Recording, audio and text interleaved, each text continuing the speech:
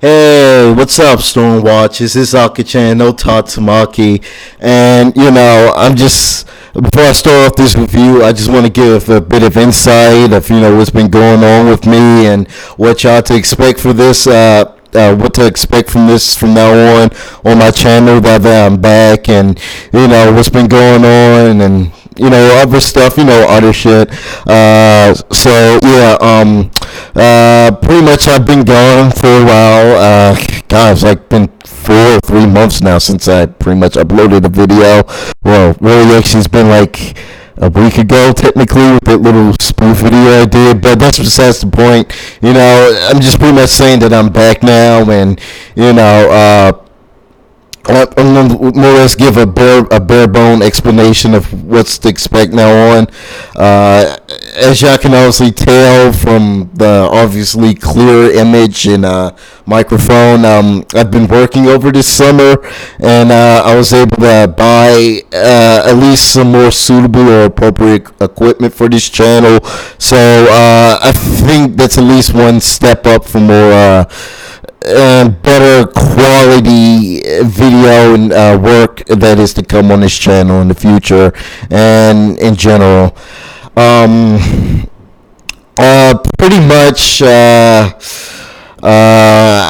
pretty much literally had to walk through hell and back throughout my absentee. A lot of things were going on, trouble with work, and getting the things I wanted, and schedules, and getting the dorm through and all that. It's been like literally a whole lot of shit just been going on over that summer, and I've also been busy with school and family issues, relationship issues, and, getting shit through, and, buying equipment for class and all that.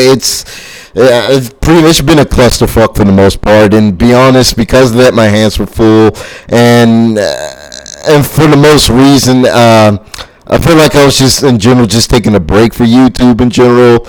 At times I think YouTube actually kind of pretty much exhausts me at times, and honestly I just never have time for it. God, this camera makes me look like I'm uneven.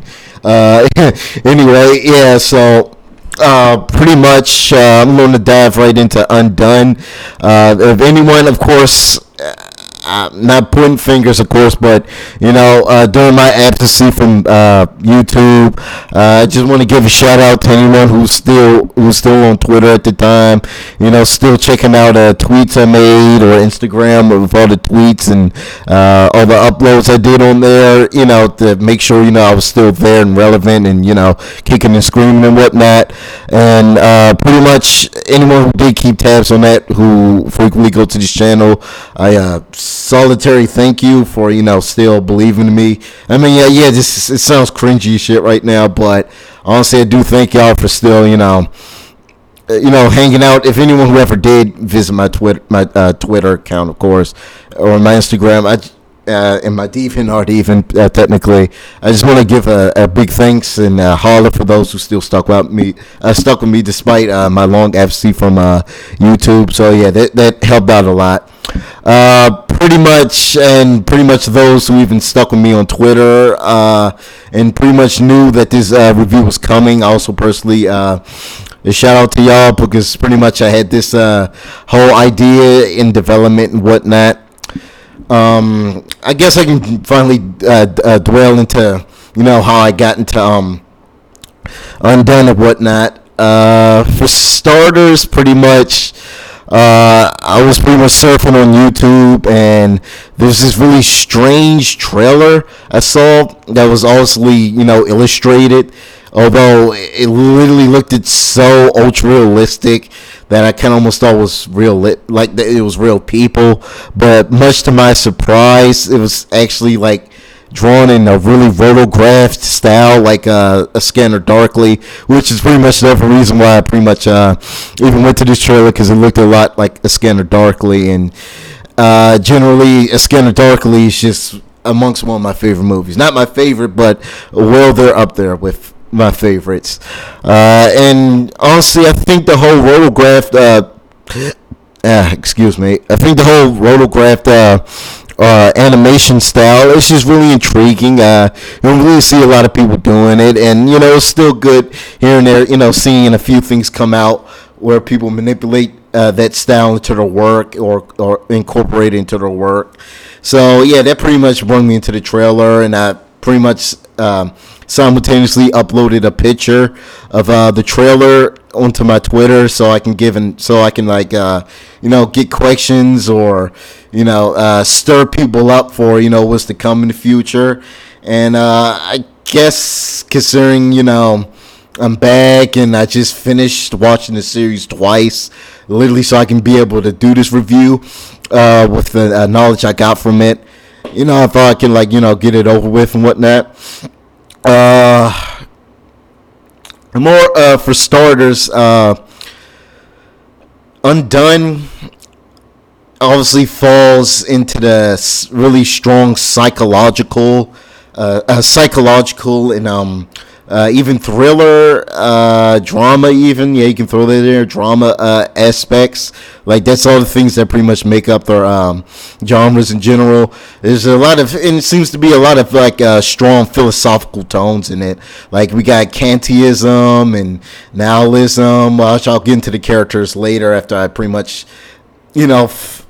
illustrate this segment of the part where I'm talking about the tone of the series. Psychological thriller horror with a few drama aspects here and there.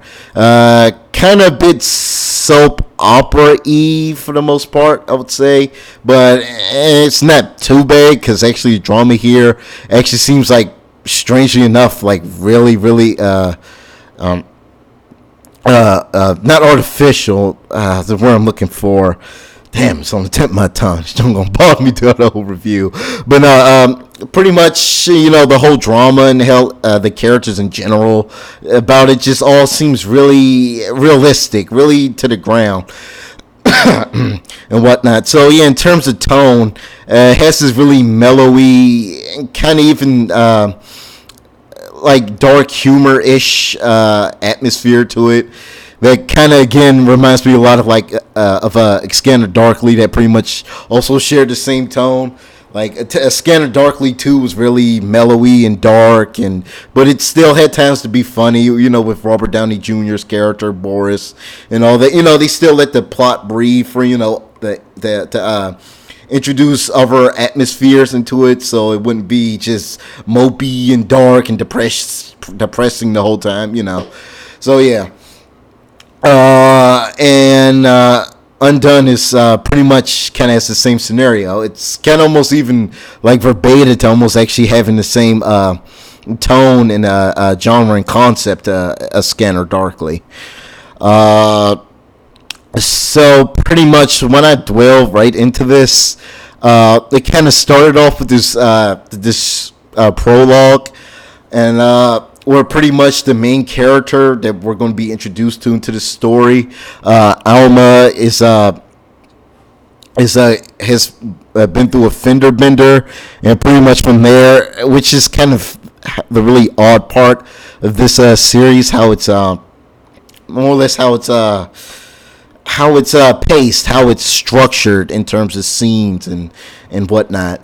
Like, we got the prologue, and sometimes prologues are pretty kind of pointless in certain scenarios, but with this, I guess I digress, because it pretty much, we later on kind of actually figure out the whole point of it, although at times it kind of almost feel like fake suspense, but you pretty much kind of have an idea.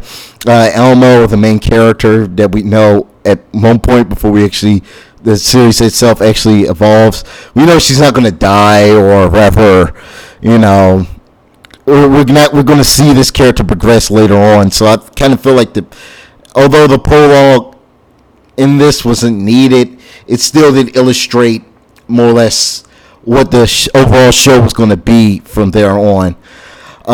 Pretty much as the story opens up, we're introduced to Alma, this Caucasian Mexican woman, in her a middle-aged Caucasian Mexican woman, if you please. I was kind of actually at a loss of words right there. and she pretty much has this really strong nihilistic view, again introducing various philosophical themes and concepts and principles in this series. Alma, her character alone, has this really strong nihilistic point of view about things in the world and whatnot, and she kind of almost seems a bit dark and a bit disturbed and even envious at times. Yeah, there's spoilers in this video, but if anyone who's stuck around with this channel knows, should know already that spoilers don't really mean anything to me. Like I would fucking just kill spoilers in this pretty fucking much. So yeah, pretty much he almost seems to have this really nihilistic point of view about things, and pretty much we experienced that with not only just Alma, although hers is pretty potent in this TV show. She's very pragmatic, so to speak. She only sees things, from as far as the eye could see, which again also serves, as what's going to be what's the show's main concept and story is going to be more or less surrounded about, and its theme and whatnot. Pretty much, and the story opens up pretty much with her sister, her younger sister, more or less being engaged with somebody, with some intelligent man. At times we kind of see this, like despite Alma, being in a somewhat healthy relationship with Sam, we still see that she seems almost kind of a bit envious about it. Like, in that alone, we kind of see that really small trait about her character, like her small, kink about her, I would say. Well, not kink. The one weakness, the one fallback of this character, for the lack of better words.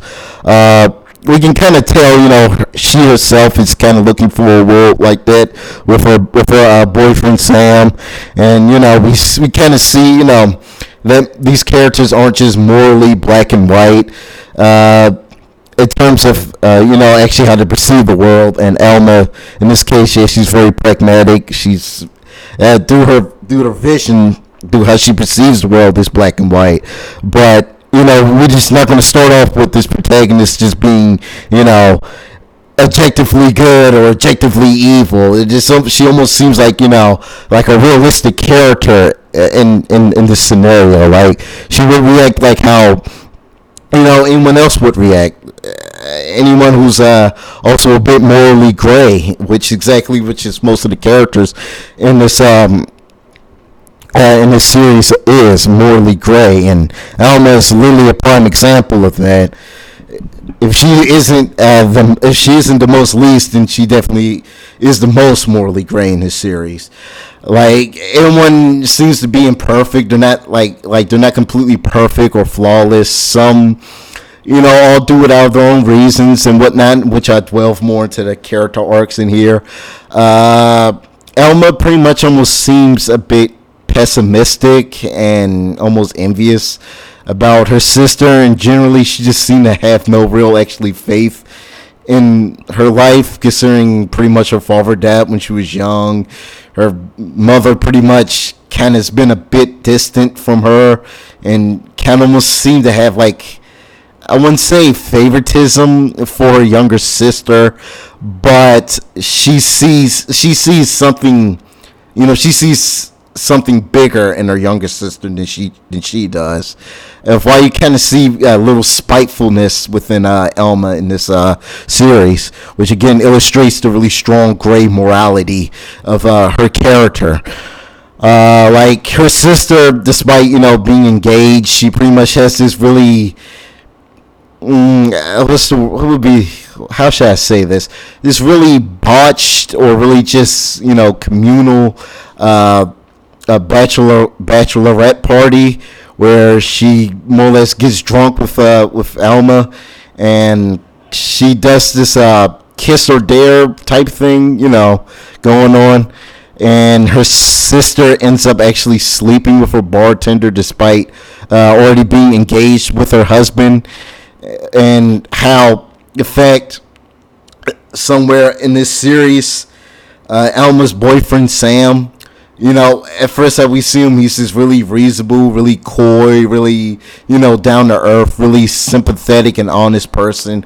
But the whole time, he's also not completely objectively perfect or good in any way. Like, he himself is also just as morally gray or even kind of,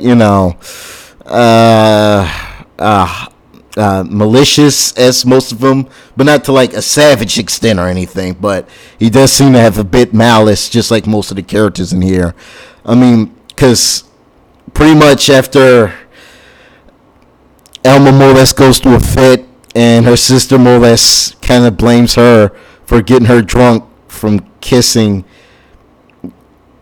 the bartender, Elma herself pretty much kind of almost felt like everything was like going after her at once. Like, her mother was kind of seen as the favor, or in Elma's mind, her perspective, she kind of almost seemed like her mother favored her younger sister over her, and that gave her a sense of regret and like, she almost felt like really distant from her mother from that. And her sister pretty much scolded her for more or less getting her in hot water, despite that was kind of her fault to begin with, because she slept with the bartender, despite Lily Elma just being kind of pretty much just vaguely responsible. Or it's just good to see that these characters are they're not just one-faced. I like the fact these characters are really two-faced or multiple-faced in this series, so to speak. And because of all their little chinks, so to speak, they're all kind of really, it really does put a lot of light to their moral grayness. I think that's the fucking word of the day right now.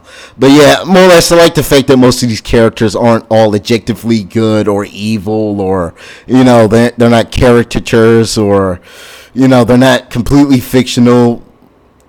Like to the point of fictional where you can literally just tell, like, yeah, that's not how a human react, or blah blah blah. Like, all their actions, all their motives, hell, even to their dialogue, hell, even how it's scripted and written, they all seem like morally gray people that could actually work in the real world scenario.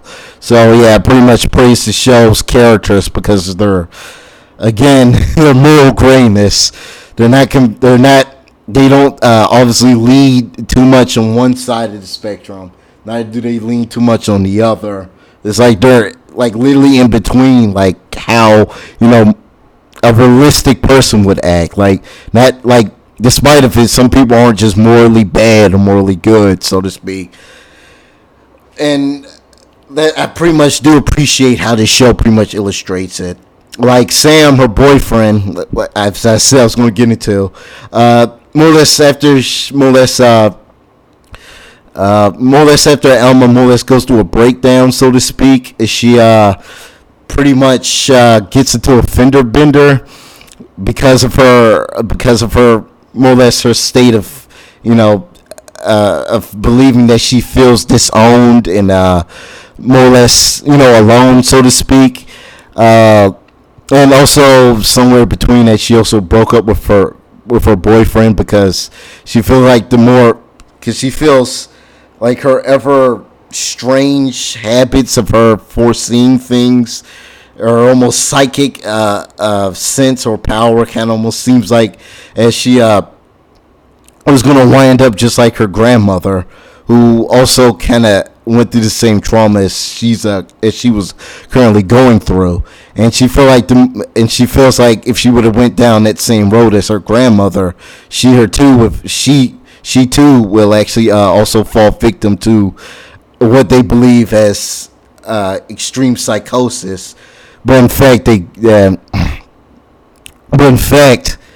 the symptoms she goes through is way beyond, schizophrenia, so to speak. Because at that point she hears like visions of her. She pretty much sees visions of her father more or less talking to her, seemingly trying to reach out to her, and it kind of more or less affects her own personality. Like during, she's a she's attended at a daycare, and it kind of gets in the way of that, or in the way of her family. And as Morris's series continue, we kind of realize there actually, again, there's two sides to this coin of her really eccentric random nervous breakdowns that she has periodically during her time. And pretty much, yes, somewhere like give or take in the third episode, pretty much picks up from where we seen from the prologue. She gets into the fender bender, and once she got into it, she was quickly moved to the hospital. And again, we see that her parents, her mother, her sister, never actually wanted this to happen. They just simply just wanted the best for her, and she just always seemed like she always, every step she takes, she always seems to be going to a wrong route. Although despite, she just generally just believes that the world is just not meant for her, and things is kind of like just always has been really just trippy and really cryptic with her since the day she was born, and all that, oh god, oh blah blah blah drama, jazz and stuff and whatnot.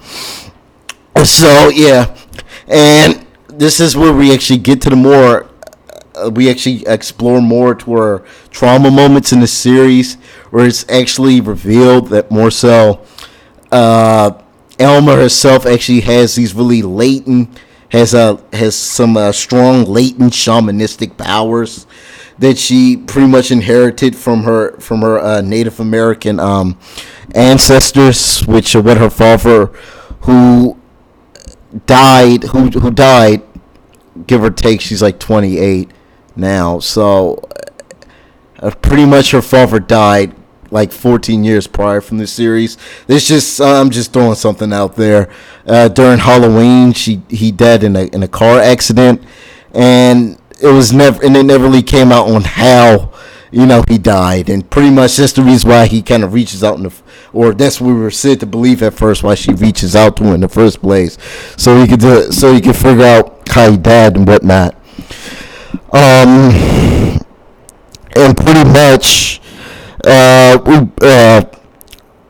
soon as she gets to the hospital, and this is where actually the weird concept of this show gets for me, where things kind of seem to spin out of control, and even at times just seem a bit inconsistent to me. That's all.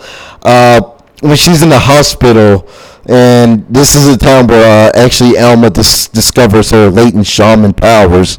We pretty much more or less go through this really loop with her, more or less trying to figure out what's going on, and they're trying to more or less depict that she has these really what's the word I'm looking for? She has these really overwhelming and even unbalanced shamanistic powers that just go on and off, if without any training or any control at points. And pretty much that whole little loop section where she was in the hospital pretty much was well depicting that. And somewhere in that time, she meets the apparition, or at least for the most part, a literal walking tear in time, which is her father. We kind of learned that that's more or less how her powers work, and that's why she needs to more or less go through she has to go through this more or less a training montage with her father, so that she be able to more or less suppress and be able to expertly use her shamanistic powers for more or less figuring out how her father died. And pretty much after she leaves the hospital, and more or less from there, that's where we kind of go through these montages here and there, or these the really awkward transitions where it's kind of hard to tell if it's part of the story or it's just simply there to just to showcase how Elma's powers work and the repercussions and the capabilities of it and whatnot. Like we just give like short things like that, but sometimes it kind of almost seem like it could fit in like the world that she knows, but at times it kind of feels like it's just this one story that just is totally just not at all jointed with the main one. It just seemed like this one that's out there, and sometimes those montages they kind of just do serve as like fake out drama, or sometimes it could just leave one just simply discombobulated from how just random and arbitrary they can get, and even how unexplained they can get sometimes. um so yeah, this series kind of also deals a bit with time travel and even amnesia. Because again, like I said, I was going to get to the point of Sam later on in this review. Pretty much, yeah, this series deals with those with amnesic or time travel tropes. But in here, I feel like they expertly did it enough, despite how the cutaways and the loops and whatnot, the astral projections that Elma goes through in the course of the series. I feel like, yeah, at times they can get a bit obnoxious and arbitrary, but I think the amnesic concept, yeah, I know that's a really despised trope in writing nowadays, amnesia. I feel like it can actually make sense for the structure of the story, because it's all about her actually because on how she wishes to obtain or fully grasp her shamanistic powers is through her rigorous training, through actually understanding them and understanding yourself. Again, that's where the really Immanuel Kant philosophy undertones come from. The high belief of the metaphysical, a world beyond this one, a world beyond physical or tangible trait of a boundary of reality that's beyond of what we perceive and see. A really non-pragmatic feel or idea of what the world is. This really Kantianism concepts are strong in this in that concept of how her powers work, and pretty much her father herself, who serves as her mentor in the series, pretty much blatantly states pretty much how it works. So yeah, but despite how this show likes to, despite how I just said it now, this show seems to like to throw in a lot of philosophical principles and concepts, like the butterfly effect is used in this, and the butterfly effect and loops and Mandela effects even, and nihilism and Kantianism. All that's literally are elements that are strong in this series, but don't feel like they're just jammed in there so it can sound smart. Undone, because they're able to expertly put all these concepts and where it's needed within the structure of the story that's provided. It doesn't come off hand-fisted or packed up like anchovies. It actually is like orderly, like that concept, how these writing structures work are all expertly placed within the story. Like pretty much we see the really strong side of Elma's nihilistic views on things and then at times where she goes through her training montages of how to use her time traveling shamanistic powers. We see how we pretty much see, how the really metaphysical terminologies and metaphysical terminologies and philosophies pretty much work and apply to that said situation within the story. In terms, I'm talking about the training montages and whatnot, the whole loops and Mandela effects and butterfly effects and domino effects and all that. And again, the loops can also serve as fake drama, which I'll also get later into the series about. Pretty much that's pretty much what I got to say about that small concept.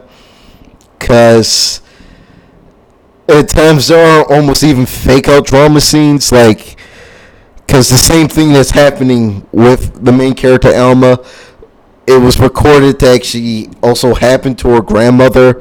She had these really latent shamanistic powers that it was believed that her grandmother probably learned it from the same Native Americans.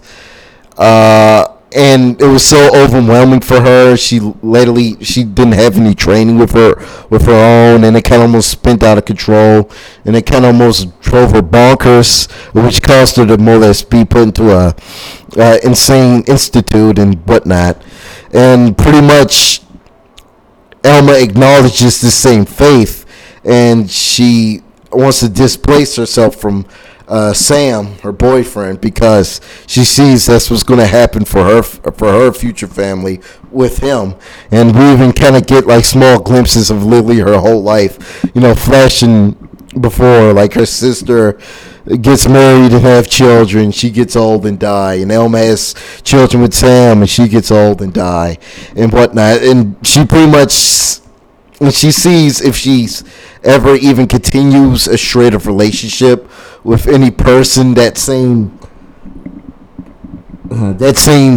faith could happen to her, and she didn't. It seemed like she didn't want to dip that same responsibility or anyone else. So the reason why she broke up with Sam, or at least that's how I made of it, when she was going through that whole little emotional breakdown of why she broke up with Sam, because she believed Sam wasn't going to be there for her when she was gone, and blah blah blah blah blah. But yeah, pretty much we can actually see that there's actually repercussions and whatnot to doing specific things and whatnot in the story, and just like how Sam pretty much also manipulated Elma when she got out of the hospital, because Elma kind of almost forgot that she broke up with Sam, and Sam knew that Elma didn't know. Sam didn't know.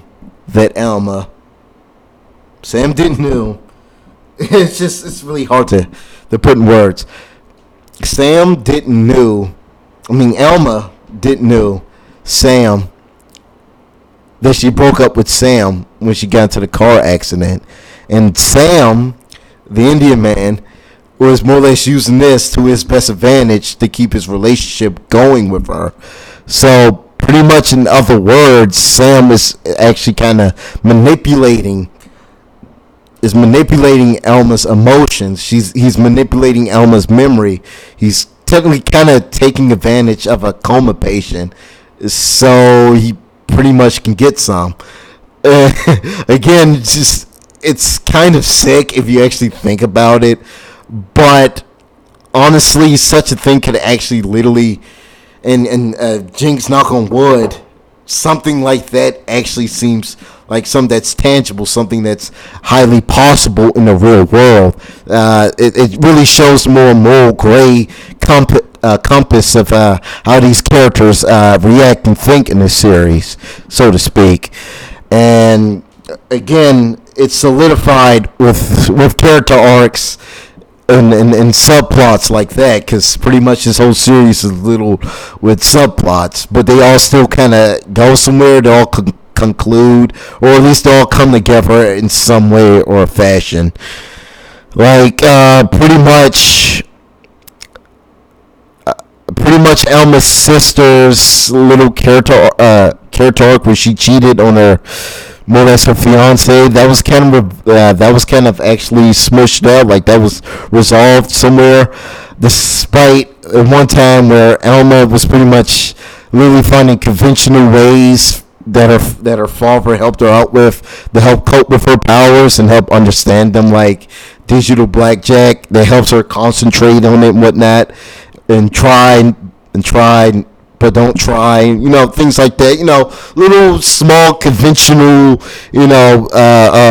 enigma, brain test, concepts and whatnot like that, pretty much, helps her kind of focus on, order and where things go and this goes here, just because she's pretty much a time traveling shaman. So we pretty much kind of have an idea of how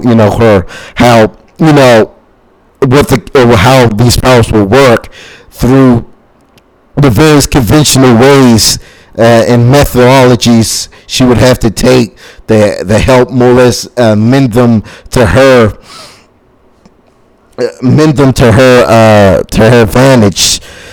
And pretty much for the whole time, the central plot, for at least for Alma at one point, was for her to literally be able to more or less control her overwhelming shamanistic time traveling powers, so that she can first understand how her father died in the past and reverse it, so she can prevent her father's death, so she can pretty much seem to alter some of some of the unfortunates that happened to her, because she solely believes because of her father's death a few things just seem to fall apart, which led her to a really strong nihilistic point of view on things, and her even almost envious mentality that she has for her sister. And her mother is also pretty much literally part of this whole little cycle going on. Like, we got her sister cheating, and pretty much Elma's envy for her sister, which pretty much plays a part. And then we got Sam pretty much manipulating her, and then we got her father pretty much serving as her little mentor to help more or less figure out everything that's going on. And then we have her mother, who pretty much is literally actually trying to do the best for Alma. She wants the best out of Alma, but she still has to do conniving shit behind her back, so that she can make sure that everything kind of works out for her. I mean, it may seem at first very nefarious of her, and even kind of a little going behind her back-ish, for lack of better words. But you can all see that her mother is simply just doing all this for the best of her. Because she solely believes that Alma is simply going through a mental decomposition, and she wants to make sure that her daughter wants to get on the right track, and that pretty much disproves pretty much Alma's ideals on her being seemingly being rejected by her mother. Obviously, Elma's mother is literally there for her, but she will literally have to do like really hostile and even really conniving and trickery methods to make sure her daughter is fine and within her head. Like, at times she kind of took her medicine or forced her to take medicine, despite technically Elma not really being sick or having a mental illness. Elma is simply just going through a paradox shift of everything she knows pretty much can literally be changed and altered by, her perseverance and her stick-to-itness to, her being, her, trying to, mend her powers to use it for, the way to reverse, her sense of misery and, her relationship with her family. I think because her father's death really hit her so hard that literally kind of almost seemed like, I wouldn't say she gained her an unhealthy relationship with her only family, but they all seem to have indifferent views with each other. Hell, at times, the younger sister was getting married. She seems to be a bit too pampered by her mother, and it kind of almost make her seem like, undependable on her own. Like she's unable to make choices on her own. Like we could kind of say that, yeah, Elma's not really the only one who feels totally victimized by it. Like her sister also kind of is also pressured by some of these by the casualty. Like Elma thinks she was the only one taking all the pain, but really everyone suffered. Like her mother Elma's mother kind of became really grief-stricken since her father's death, and she tends to have even a bigger eye on her parents. While Elma thinks she's almost kicked to the dirt, but she couldn't be far from the truth. That's pretty much all I got to say on that concept, on that part of it. Like I slowly understand most of the characters in here, and I'm kind of again, why I keep saying this in this review, I mostly actually do understand their more gray approaches to most of the things that are occurring in their lives, or they're more, let's see, they're more radical. Yeah, the more radical point of view on how things are working out and whatnot. How they react to it, what a common person would make out of something for what's going on in the story. That's pretty much like I say about that concept alone.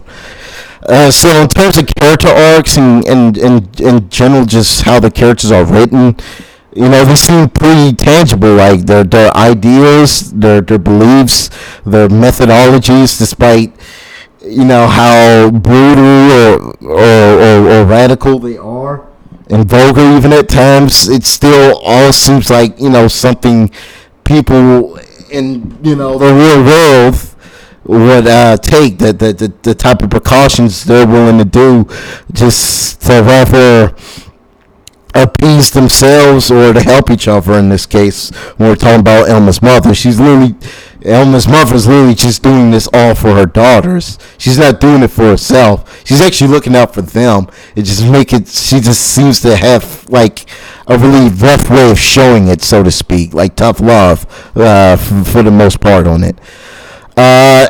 In terms of story about Undone,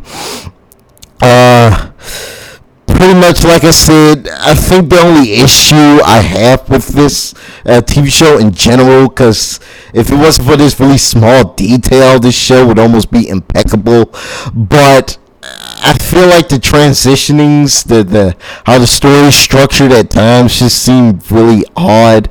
It's really disoriented. You sometimes can't really tell or what's what's concrete and what's just used to just depict her slowly developing shamanistic powers.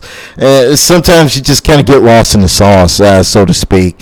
I really hate to pull a really old and cringy slang and metaphor out, but that's kind of actually how I feel at times. Things kind of seem a bit disorganized and kind of just leave you just still wondering what's going on at times. But that's literally my only problem with it. It's just how it's structured a bit. Things are kind of like fake out. Things are just some things are just drama porn. Like at one time where literally at her sister's wedding, she literally more or less again was panicking, and she literally spilled the gas about her sister fucking the bartender, which pretty much caused her husband to more or less leave the wedding in disbelief. And with that, pretty much it was literally went through a loop, and Elma pretty much prevented it in the second time repeat. She undone it, so to speak. Well, it's in the fucking title. I don't see why not. So yeah, and it was pretty much just used. That's just a prime example like just concepts just pretty much just being used. It's just being used to show her ever escalating abilities, but like at that particular scene, like myself looking at it, I'm like, oh man, shit about to go down now. Oh, and like this is like a really heavy blow. Like every character in some way was really strongly affected by it. You know what I'm saying? But like Elma kind of felt guilty about it, and her sister was pretty much distraught about it, and her fiance pretty much literally just had nothing to say and just walked out from all of it. Like, you know, every character felt affected by that blow. Like, and with that whole loop, and yeah, maybe the story wouldn't exactly go the way, you know, as it would have ended later on if she didn't pull back time. I just feel like it was pretty pointless when she pulled back time, because it pretty much did just serve as just fake suspense at that moment. And besides towards the end anyway, where she pretty much Elma's sister Melissa couldn't live with her lie. She told her husband at the last episode that she cheated on him, but the blow there was like a pinch. It was like a little baby pinch. It wasn't as bold as it was when she pulled back time when they were arguing and bickering each other during the wedding ceremony place, whatever. I don't know about shit like that, nigga. No, seriously though. Yeah, it just seems like that just seemed really fake down. That's literally the only really issue I have with the story. There seems to be a lot of fake out drama, fake out suspense, or they literally just do these arbitrary just time loops and barriers and all that just to simply displace the main character's abilities, which is fine. But if you really have to also I wouldn't say trigger, God, because that's a really cringy ass word that people use today. If it's used to evoke, there we go. If it's used to evoke, you can't just more or less simply show how powerful she got by simply for the moment just evoking the audience for a minute with fake out drama and suspense. It kind of just makes it seem like it's just drama porn, which at times, yeah, of course, it's in a fucking genre, but if literally the drama is just the only thing you have to push this series, then it just makes it seem really shallow in places, because Undone itself has a really broad concept. The concept, the story, the overall, you know, structure of it, you know, the whole, you know, well organized and detailed and fouled philosophical undertones they use here. I just feel like Undone is a bit broader to just simply just be suspense porn, the TV show, because apparently I'm not sure if this is not one of the writers from BoJack Horseman did this. So yeah, you know how fucking dark and nihilistic and depressing that show can get at times. So you can kind of see it you can kind of see it a lot in this series, and that's literally just the only issue. It's like Undone at times seemed to only just tend to bend on one side of something in here. Although despite earlier, I literally just contradict myself. Oh yeah, well, I was talking about character moralities. They're not being objectively good or objectively evil. But in terms of like the tone or even the genre here, Undone tends to only lean on one side a lot. It's never really stable. That's literally the only issue I have with the tone or the overall actually writing of it. It just seems to be suspense porn. Like characters may not break up with this person, or characters may not kill themselves, because in the past we see Elma trying to kill herself as a kid because she was just literally, I guess, never really got back from her dad's death, and it just really changed her perspective on, you know, on things in general. Again, it's just kind of just served as just pretty much just drama and suspense porn. So yeah, that would be really my only issues with it. It's just the only man, my jargon today. It kind of tends to only seem really cater to only one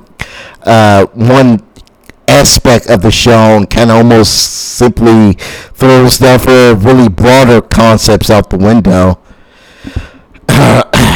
So pretty much, yeah, that's all I guess. So overall, at the end, I'm gonna have to give Undone an exceptional, because honestly, this is a really great, really great show.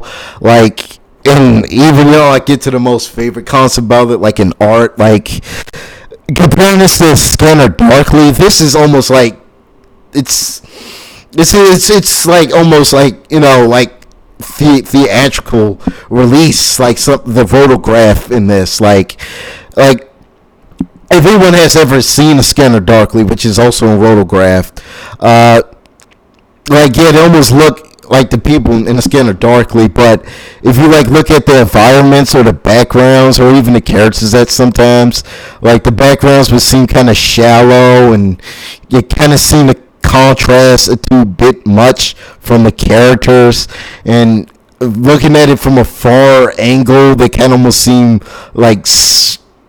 unusually smaller than everything else. And when you're talking about the characters, everyone pretty much looks like, splashes of paint that moves around at times, despite, all of them still maintaining, real human anatomy and whatnot, but everything seems kind of a bit washed out and splash like, really splash like in this. But I feel like Undone in this scenario, they really stepped up. They really, put a lot of TLC into the rotograph. Put a lot to the rotograph animation here. Like, it's not as washed out or freakishly, tiny or small in the backgrounds, or some of the characters don't always look like they're morphing. Like, if you were to take a piece of clay and like you would take a piece of clay and just play with it. That's pretty much kind of how the people look like in the Scanner Darkly. But and Undone, although at times they do seem to have these weird shifts sometimes, just real human bodies do shift, even when we're talking or if we're listening, where our gestures kind of shift and change sometimes. But in the Scanner Darkly case, it almost looks a bit unrealistic, and I still praise the concept. The both of them still use rotograph, because it really does put a lot of emphasis on the really psychological and even really peculiar atmosphere of what the characters are put into, because it's really, it's a really, you never really know what's going on, but not in a bad thing, in terms of psychology, psychological, thrillers and whatnot. The tone pretty much has to bounce off everything. The tone needs to bounce off the story. The characters needs to bounce off the setting. The setting needs to bounce off the characters. Everything needs to ricochet off each other. And I feel like the rotograph animation was well suited for the peculiar, bizarre, and really psychedelic world that Alma and all the characters are put into. Vice versa with a Scanner Darkly. It's a ricochet effect, so to speak. Everything bounces off each other. In a Scanner Darkly, Bob Arthur, Keanu Reeves' character, is placed in here, and he at times is so doped up on Substance D that he kind of doesn't have a full grasp, but the whole time he was actually spying on himself when he was pretty much trying to more or less dig deeper into, the Substance D opioid influx that was going on in California. And I feel like, again, pretty much vice versa, the rotograph animation art style really does fit into place with what the tone Undone is doing, and the artwork bounces off the tone and the atmosphere that the writers are trying to display for us. So yeah, I pretty much do like the overall choice of art style and animation they picked. And in turn, like I said, I'm going back to the overall just superiority of pretty much pretty much Undone's rotograph has over a Scanner Darkly. Like at times, like when we see characters talk, like we actually see, like their face, actually morph and shift and turn at times. Like in one moment we see Elma more or less go through a little time warp phases, and she ends up being buck ass naked in her classroom. Like actually looks like the actress literally got nude for that scene, and the animators and illustrators literally did the fancy work over it. Like actually looks like she was actually butt naked there. And at times it's the animation is so like it's so realistic, it's so heavy in detail, and all the good parts, of course, that it almost actually seems like these are real people. Well, technically they are, they're just literally drawn and animated over, but you pretty much get the point. Like even like when they're talking, you look at their neck, and like you can see how the shadow would bounce off and on and off as more as they like move their neck or move their face. Like you can actually see like the density and light and hue like kind of like go on and off like in the real world. Like some gestures you make with your face, or the way you walk, or way you move your arms and whatnot. Like right now, like you can see the shadow like moving on and off from my from this. God, man, where's my dictionary, bro? Jones just fucking it's drunk or something. I guess it just didn't want to deal with me right now. But yeah, it got to that point. Like certain gestures, like how light would bounce onto something, or how a shadow would appear on specific angles of how people would move or talk or react in the series is pretty much phenomenal. Like this, you can even see like certain textures within like their faces, like their cheeks and their mouths and their chins and their faces. Like even when they flex their head, like you can still see the lines. Or even at times where like some of the characters would get aggravated, they simply actually do like blush, or like certain shadows would shift beyond their eye color or whatnot, or would bounce on and off their faces. Like this, it is a really, really strong level of detail in the overall rotograph and illustration of this series, and it kind of almost seems far superior from a Scanner Darkly. Neither is as rigid, even at times, as a Scanner Darkly. So yeah, that's pretty much what I gotta say about the art style. Like it almost literally looks like these people are gonna we're literally about to jump out of my screen. Like that's literally how good this photograph looks. Like you could tell like there's some really good artists and animators at the desk during the making of this TV show, and I've had to just get in a lover of art and someone with a keen eye on it. I just had to really just give my biggest thanks on it. It's really top notch. They actually put their whole foot into making this look as realistic as possible. So yeah, overall I'm gonna have to give this an exceptional. In general, it just made me questionable sometimes at times, and I know how pretentious and really pseudo-intellectually this may sound, but I do advise all of you, I am far from any of that. But at times, with the expertly placed philosophical terminologies to show expertly, fits into the story at times during subplots and how her powers work, it kind of almost did make me, question, what's going on sometimes, or the ideas of Kantianism, if I'm pronouncing it right. It really delves real deep into it. It really gives a bigger, and a broader, it gives one a bigger and broader idea, or a bigger collection, or on you know, human psyche, and how things work, or how really retracing your steps can really follow up to other things, the domino effect and all that.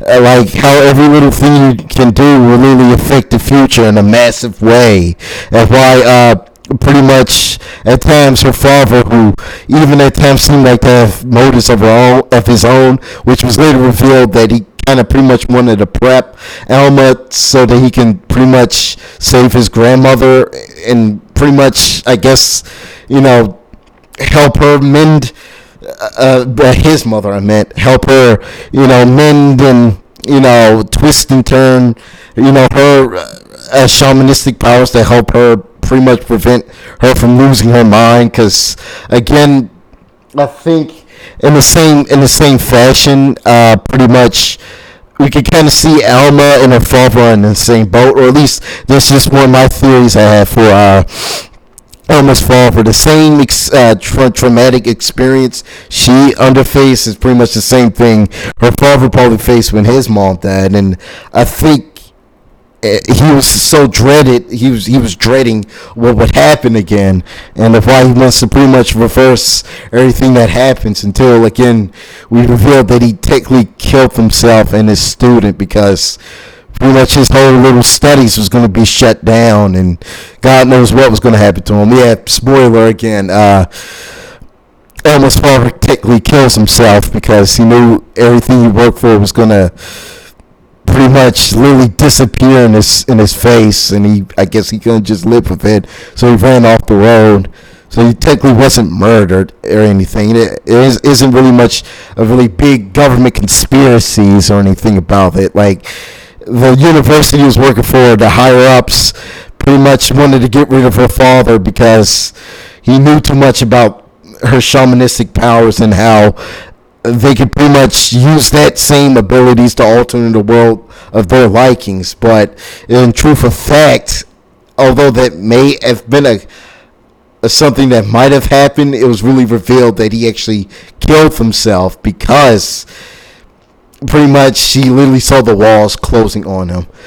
Like you can kind of like, there was small like subtle hints you could tell about Elma's father. You could tell that he had motives of his own, but they never actually became clear to what they were up until pretty much the last episode of what's happened.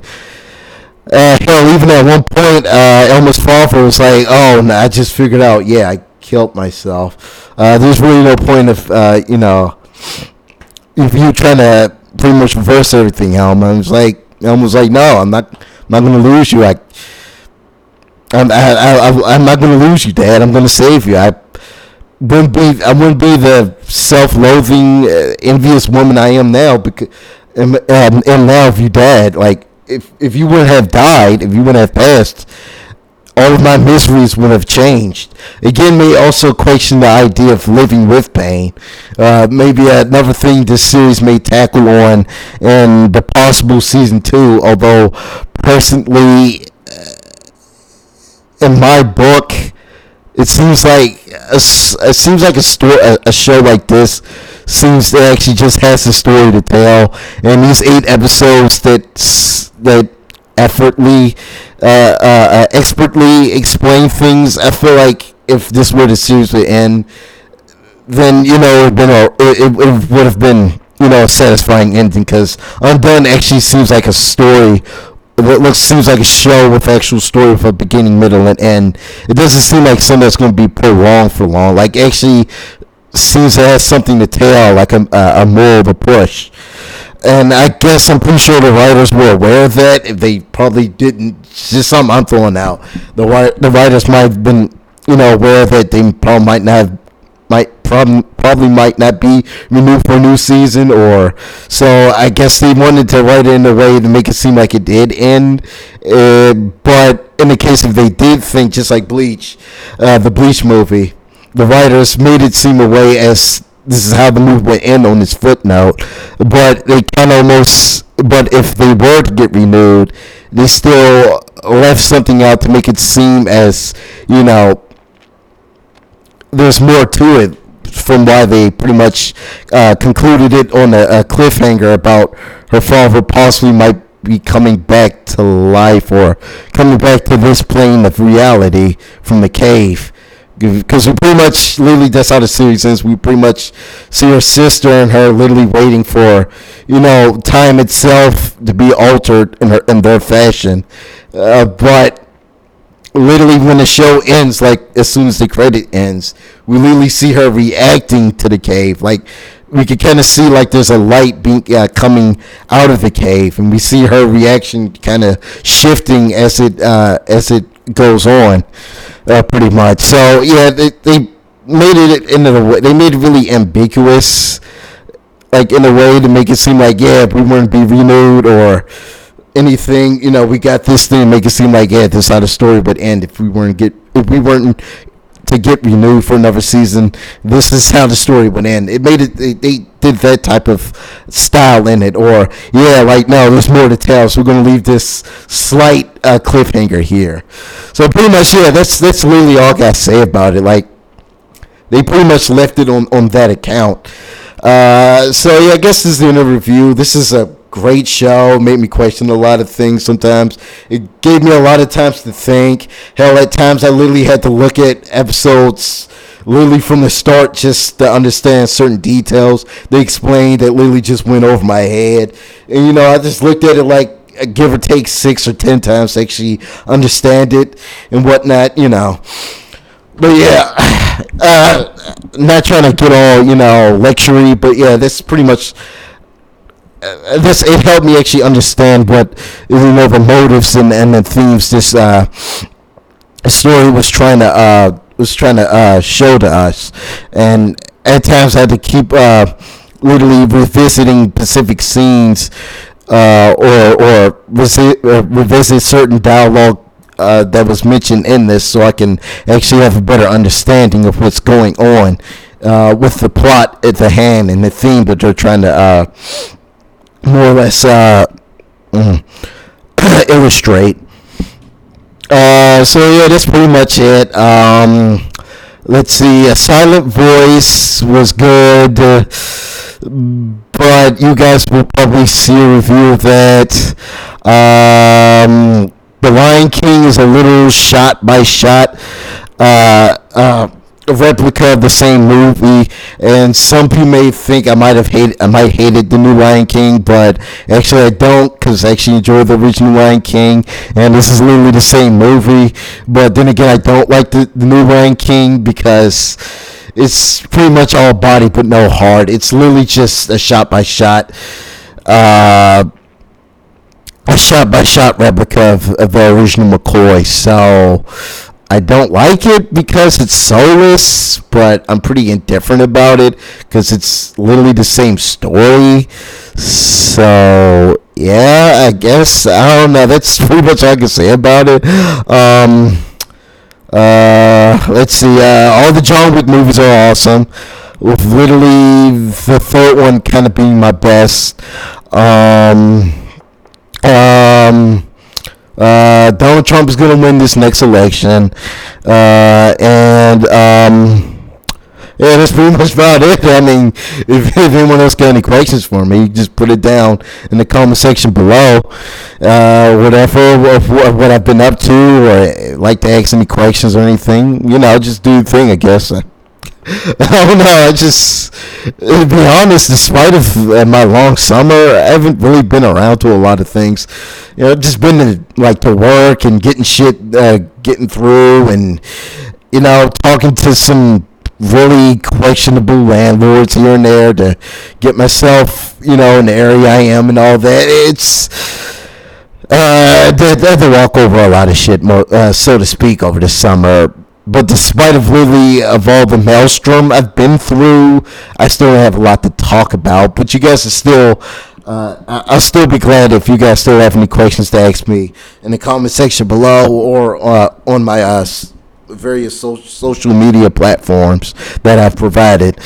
You already know the drill. Drop a like if you like this video. If you want to see more videos like these, subscribe, click the notification bell to know anytime I make a new video. Check out my